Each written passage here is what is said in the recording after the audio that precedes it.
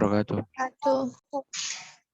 Oke, selamat datang kembali ya di kelas biologi. Minggu yang lalu kalian libur ya, 1 minggu nggak belajar. Ya mudah-mudahan psikologinya tetap dilihat-lihat. Oke, untuk hari ini kita nyambung ya, masih nyambung. Jadi tidak dilewatkan, tidak di skip yang kemarin. Ibu share screen dulu.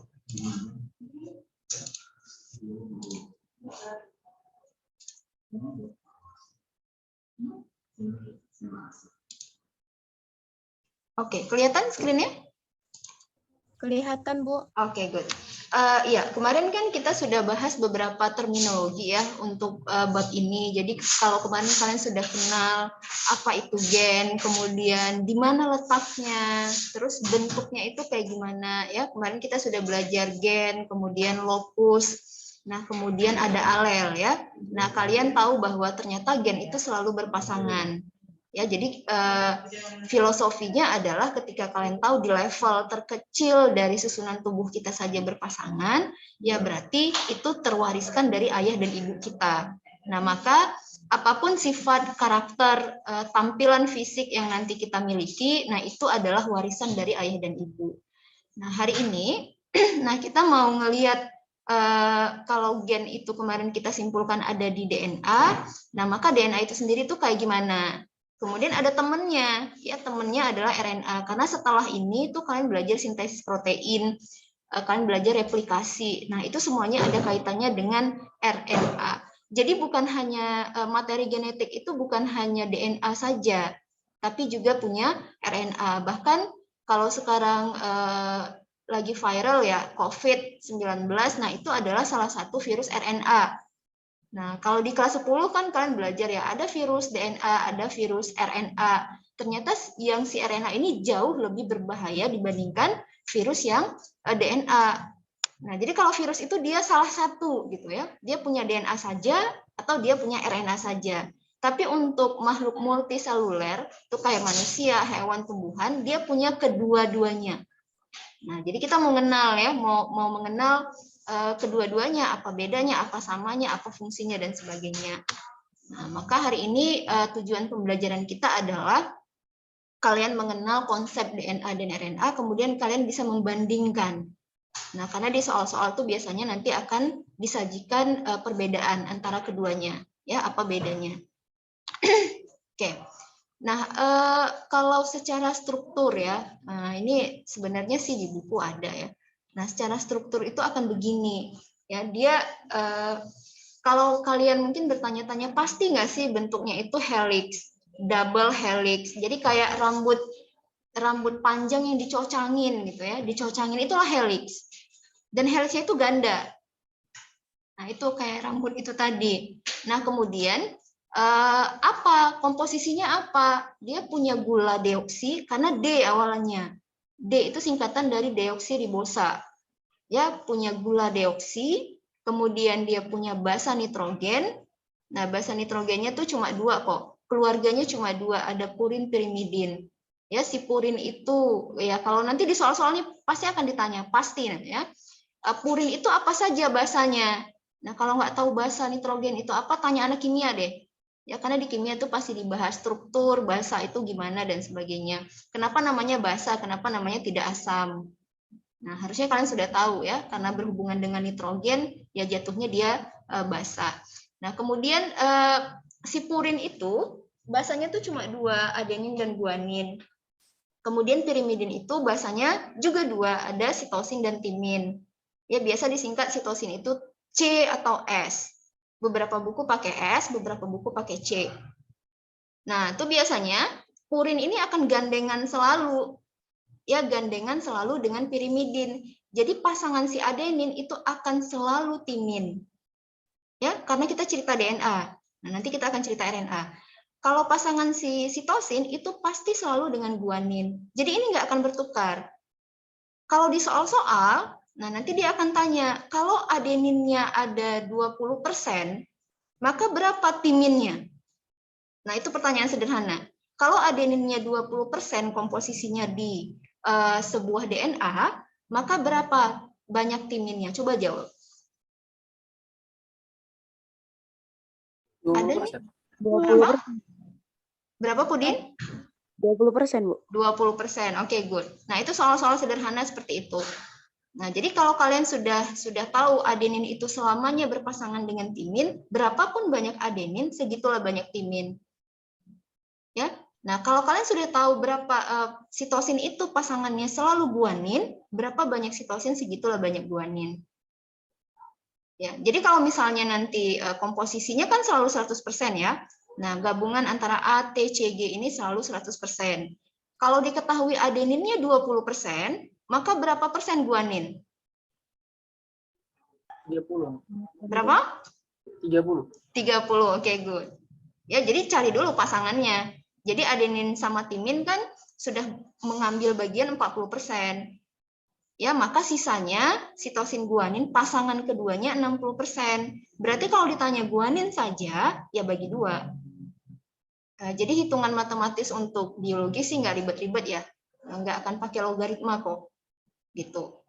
Nah, kemudian yang terakhir, dia punya gugus fosfat. Nanti si fosfat inilah yang akan menjaga kestabilan dari struktur DNA. Kalau kalian pernah belajar bab 2 kan pasti tahu ya, fosfat itu letaknya pasti di pinggir-pinggir. Di pinggir-pinggir, nanti dia ngejaga tuh biar DNA-nya stabil. Biar kalau kita demam, DNA itu nggak langsung terurai, hancur, dan sebagainya. Ya, DNA ini tidak akan hancur ya, nak, sebenarnya ya. Walaupun di kondisi lingkungan seburuk apapun, bahkan sampai kita meninggal. Nah, makanya kalau orang sudah meninggal, kemudian harus divisum misalnya ya, divisum lagi, ini korban pembunuhankah atau memang beneran bunuh diri kah, itu bisa. Nah, karena kita akan melihat DNA-nya. Atau misalnya kita mau mengkaji, kok bisa ya Einstein sepintar itu.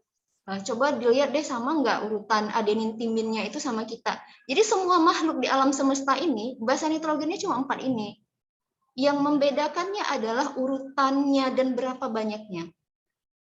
Gitu. Nah, itulah gen sebenarnya, urutan basa nitrogen spesifik. Ya, urutan spesifik. Nah, itulah simpelnya.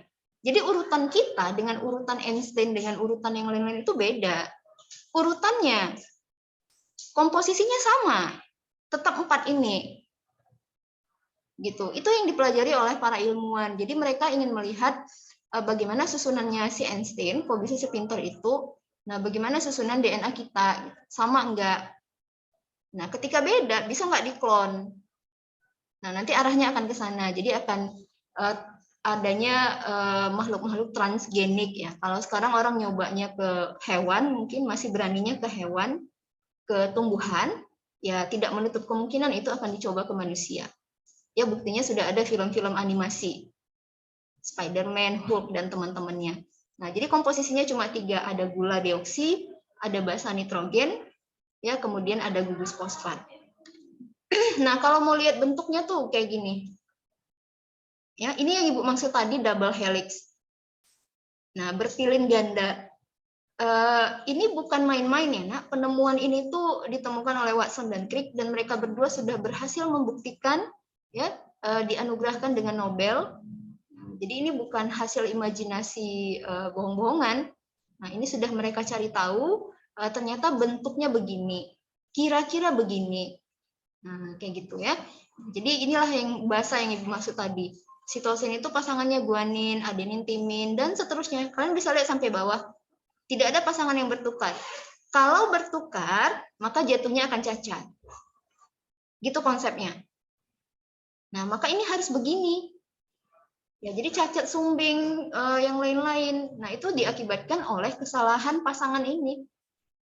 Bergeser dia, patah dia, nempel dia tempat lain. Nah, penyebabnya apa ya? Banyak. Ya. Nah, jadi satu lagi yang sering juga keluar di soal adalah, kalian lihat nih 5 aksen, 3 aksen. Ya, ini selalu 5 dan 3. Nah, tidak pernah 24, 17, 110, nggak pernah. Selalu 5 aksen, 3 aksen. Nah, ini sebenarnya secara kimiawi nanti bisa dijelaskan kenapa 5, kenapa 3.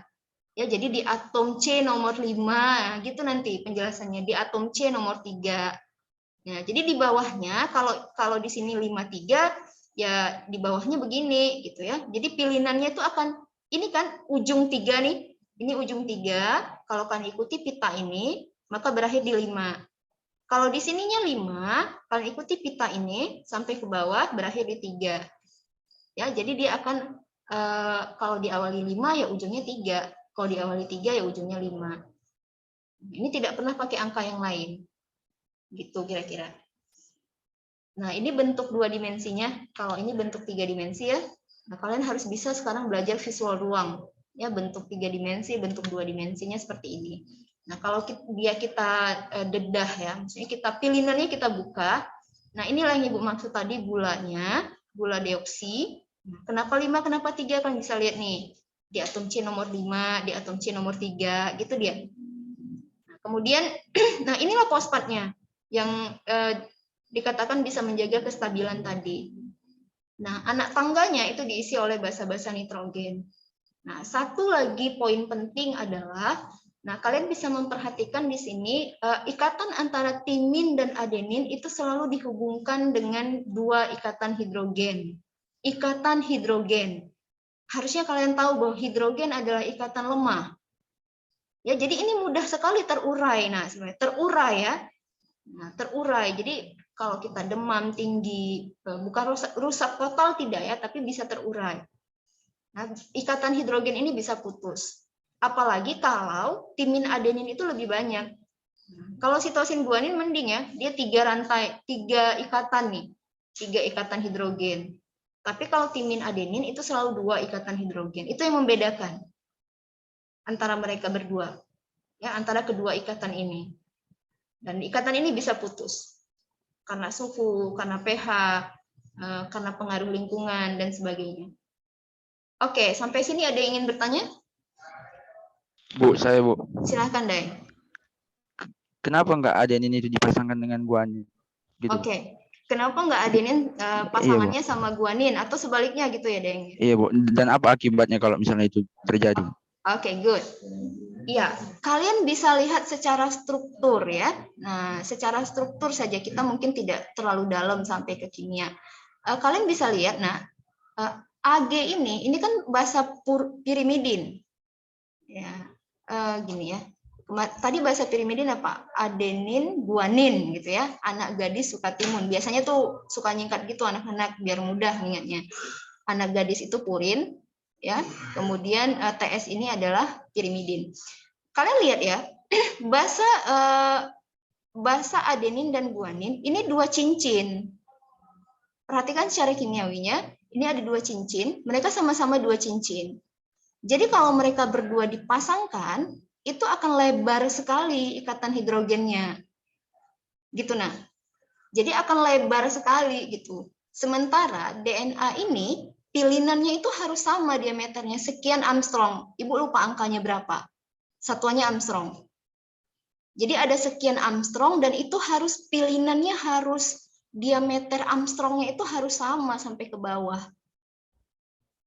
Gitu. Jadi Watson dan Crick ini juga sebenarnya kan awalnya menduga-duga gitu ya, menduga-duga benar nggak ya kayak gini, benar nggak ya dia itu double helix. Terus kalau double helix sama nggak dari ujung atas sampai ujung bawah? Oh ternyata sama. Kenapa sama? Oh rupanya begini susunannya. Gitu. Jadi kalian lihat yang 2 cincin tuh pasangannya 1 cincin. Sama timin ini 1 cincin, yang adenin itu 2 cincin. Ah, Ibu mengistilahkan 2 cincin ya. Mungkin orang kimia punya istilah yang lain. Kayak gitu. Apa efeknya kalau ini dibalik? Yaitu tadi pilinannya akan berbeda diameter. Ketika berbeda diameter, ya pasti akan mempengaruhi fungsi. Fungsi secara struktural, secara fungsionalnya, nah ini tuh nggak boleh berubah susunan ini.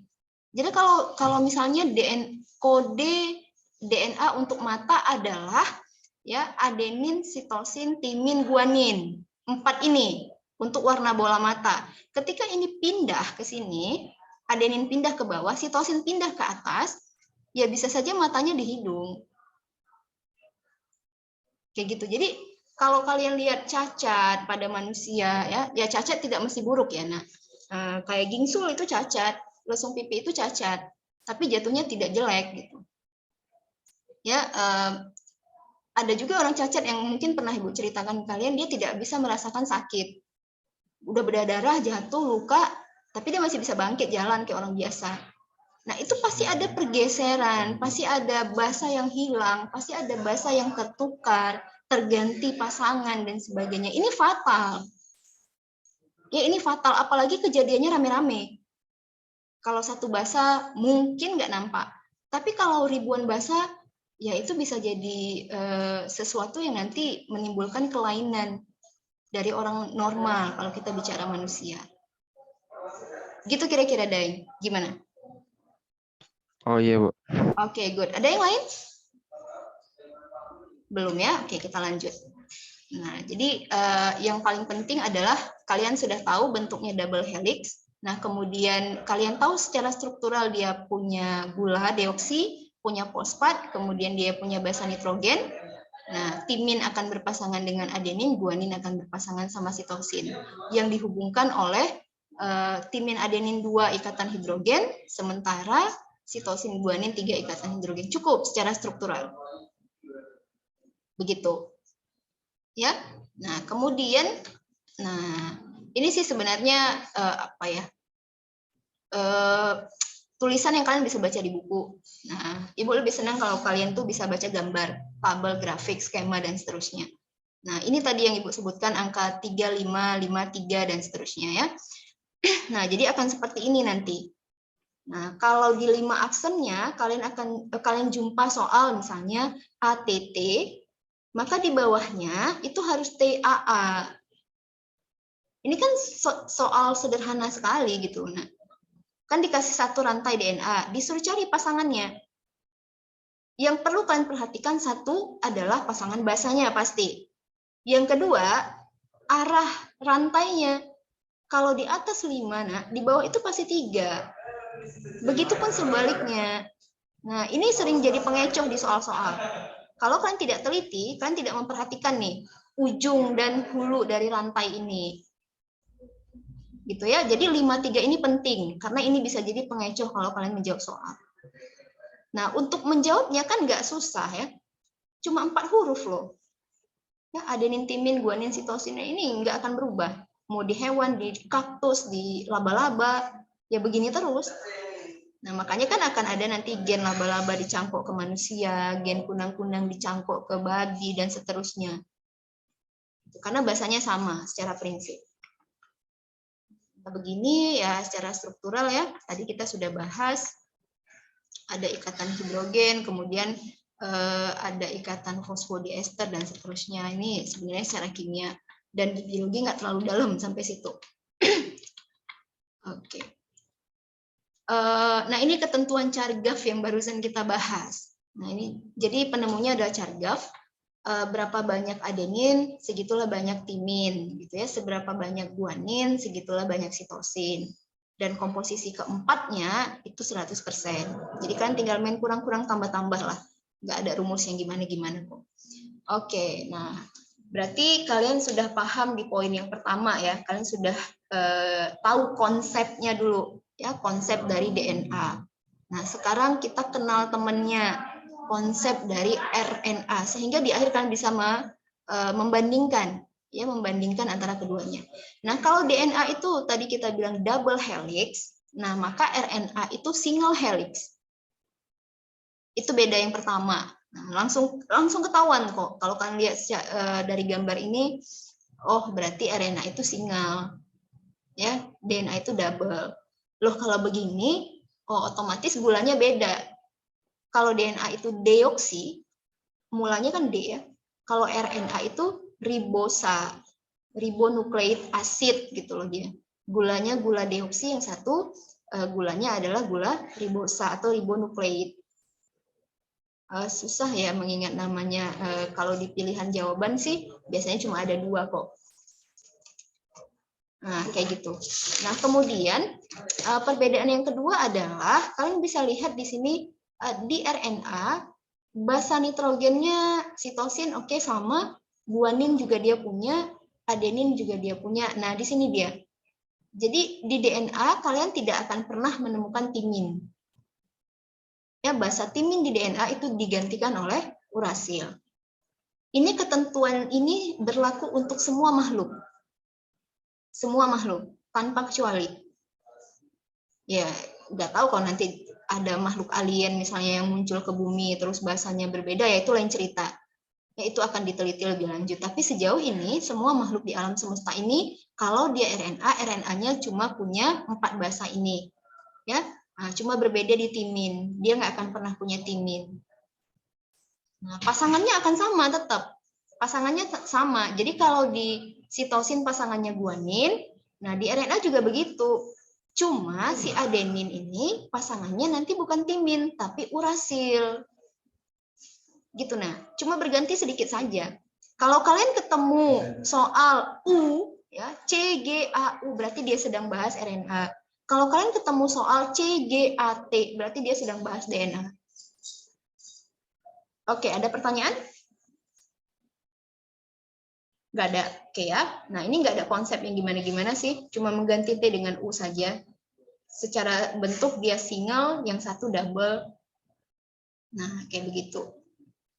Nah, inilah RNA ya. Nah, kemudian RNA itu tuh ada jenis-jenisnya.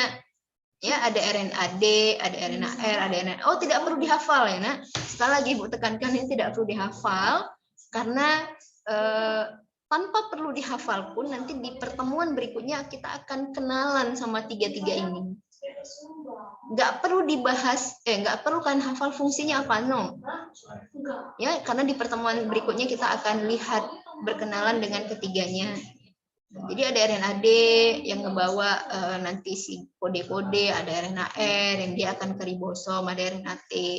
Nah, ini sekedar kalian tahu saja bahwa RNA itu tuh ada tipenya, ada macam-macamnya lagi.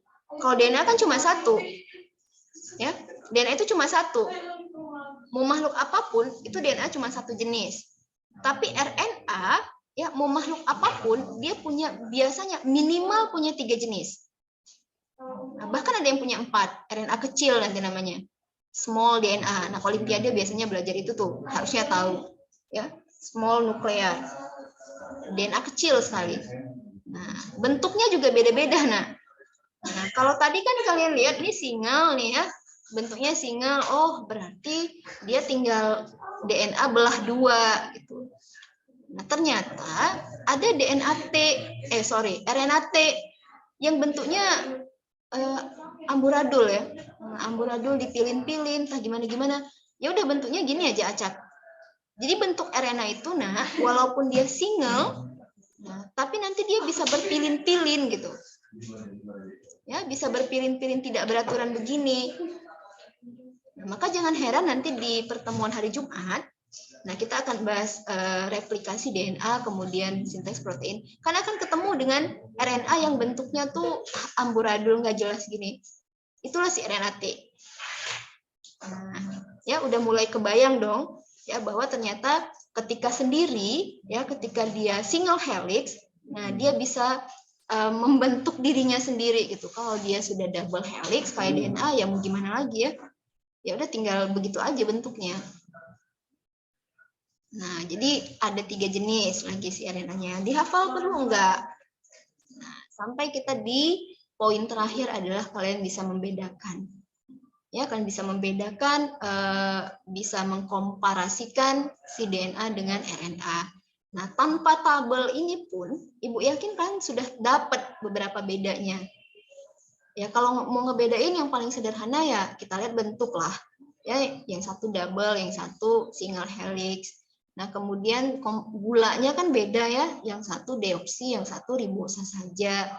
Bahasanya juga beda, yang satu punya timin, yang satu timinnya tuh diganti sama urasil. Nah, kalian sudah dapat 3 poin.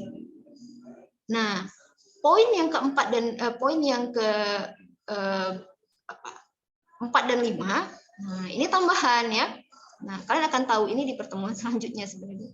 Kalau secara tata letak, ya DNA itu nah, letaknya kalau tidak di nukleus, di kloroplas, di mitokondria. Jadi 3 organel ini tuh punya DNA sendiri.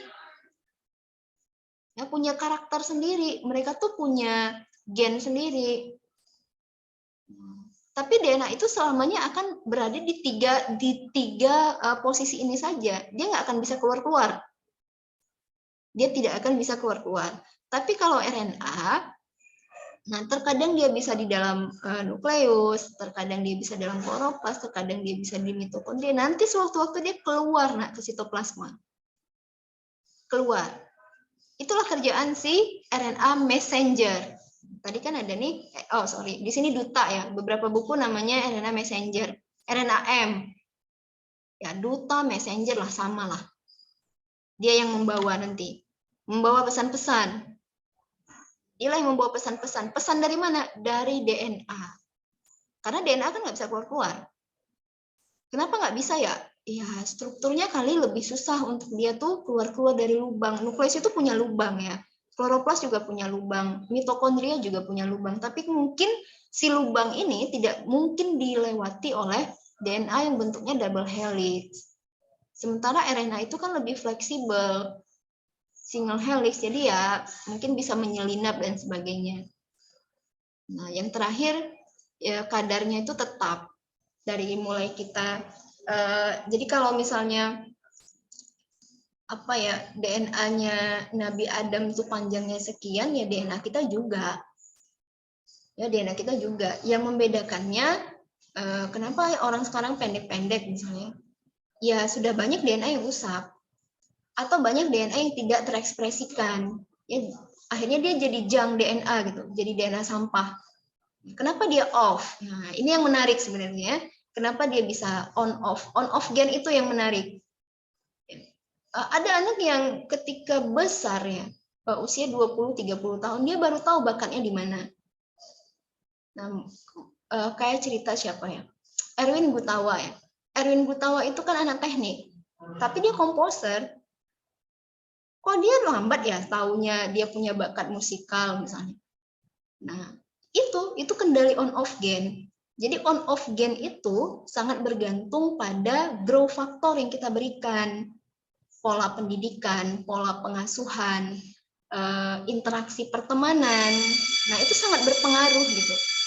Ini menarik. Nah, ini akan kita bahas di sintesis protein. Bagaimana nanti kalian melihat loh kok 5 bersaudara bakatnya beda-beda. Loh kok orang gila itu makan sampah kok nggak sakit? Nah, lah kita kena debu sedikit aja flu misalnya. Ya. Nah, itu berkaitan dengan on-off gen.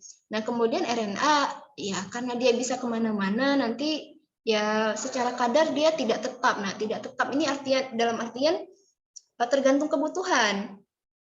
Ya, tergantung kebutuhan. Nah, misalnya kayak RNA messenger tadi, RNA duta tadi. Kalau dia lagi butuh bawa sinyal, ya dia ada.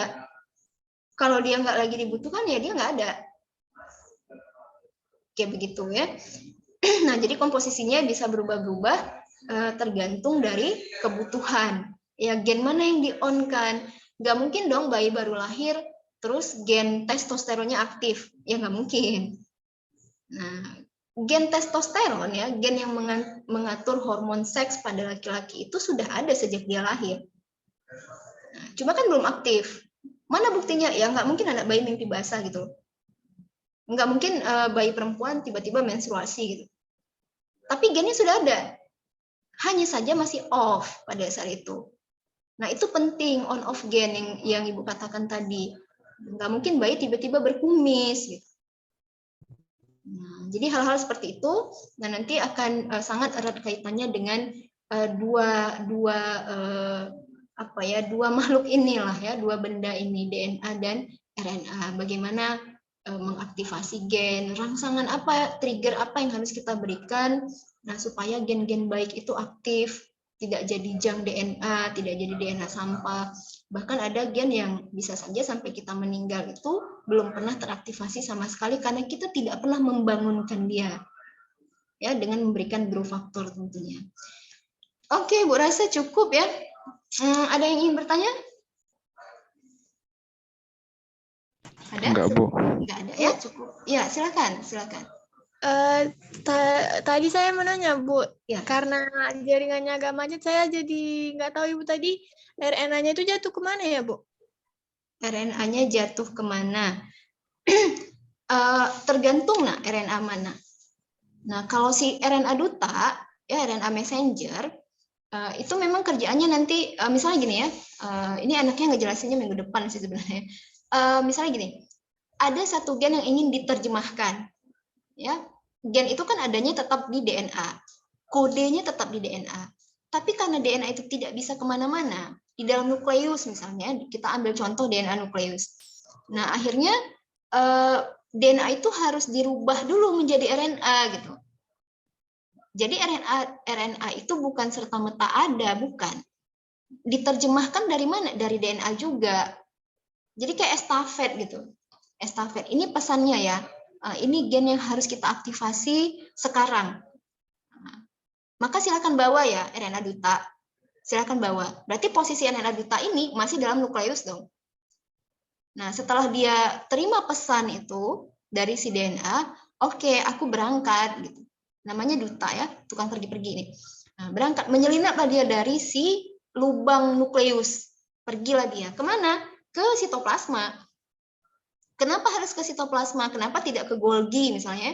Ya di situ kodenya ada, di situ terjemahannya ada. Nah, terjemahannya pakai apa? Pakai asam-asam amino gitu. Nah, ya, nanti di pertemuan selanjutnya Ibu bantu deh dengan video, kalian bisa lihat bagaimana RNA D itu datang, jalan ke sitoplasma, kemudian disambut oleh RNA ribosom, datang lagi RNA T yang ngebawa asam-asam amino yang udah dia gandeng, kemudian asam-asam amino dirangkai menjadi protein baru. Protein apa? Protein kuku lah, protein kumis lah, protein rambut kah, protein kulit, dan sebagainya. Jadilah ekspresi, ya, jadilah sifat, jadilah karakter, jadilah tampilan. Gitu. Jadi gitu kira-kira Monica. Terima kasih, Bu. Ya, paham ya? Sementara Ya, gitu. Jadi memang kerjaan RNA ini ya pergi-pergi, ya ngantar, ya nerima pesan, ya membawa kode, kemudian diterjemahkan, namanya RNA transfer ya. Nanti dia tuh yang menerjemahkan. Ini bakal jadi kumis kah? Ini bakal jadi rambut kah? Kemudian kalau jadi rambut ini harus tumbuh di mana? Ya di kepala kah, di ketiak kah, di dada kah, atau di bagian yang lain, atau di seluruh tubuh. Nah, jadi jangan heran kalau kalian nanti nemu manusia yang dia rambutnya itu penuh seluruh tubuhnya. Begitu. Nah, ini terkait pertanyaan Daeng tadi, kok bisa begitu? Berarti ada kode-kode yang tertukar, tersambungnya salah, berpindah tempat, nempel tempat lain, dan seterusnya. Gitu ya? Berarti Bu, Ya. berarti Bu RNA itu sebagai kurir ya Bu? Iya, betul. RNA duta itu kurir. Ya, RNA duta itu kurir. Dia pergi-pergi, dia ngantar-ngantar. Nah, makanya dia nggak boleh salah kan? Dia nggak boleh salah ngasih pesan. Kayak orang main tebak-tebakan gitu loh. Orang pertama ngasih satu kalimat, sampaikan sampai ke orang yang paling ujung. Dia nggak boleh salah. Kalau di tengah jalan dia salah, berarti akan salah hasilnya. Gitu. Ya. Biasanya, Bu, itu terjadi kesalahannya itu karena apa, Bu? Oh, banyak hal, misalnya karena rokok, ya karena makanan beracun, karena radiasi lingkungan. Ya, mungkin kita pernah bahas sedikit ya, waktu Hiroshima Nagasaki itu dibom oleh sekutu. Nah, itu banyak orang-orang yang terkena radiasi dan akhirnya menderita sindrom.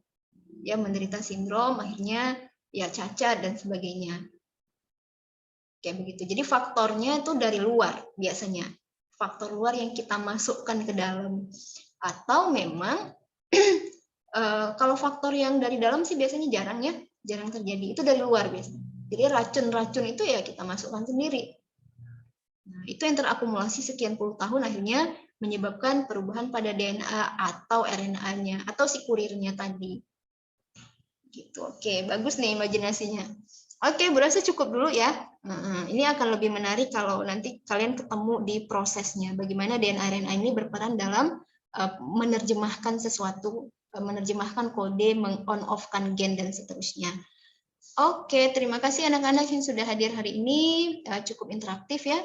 Mudah-mudahan segera bisa hadir ke sekolah, jadi kita bisa belajar langsung. Ibu tutup dengan Assalamualaikum warahmatullahi wabarakatuh.